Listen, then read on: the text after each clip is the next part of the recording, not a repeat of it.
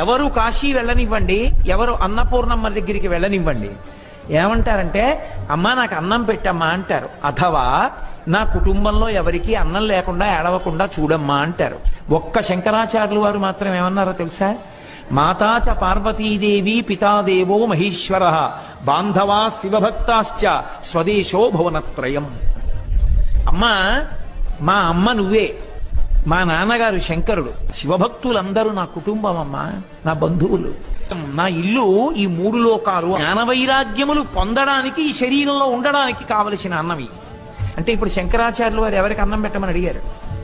మనందరికీ అన్నం పెట్టమని అడిగారు తప్ప నాకు పెట్టమని అడగని వ్యక్తి శంకరులు ఒక్కరే.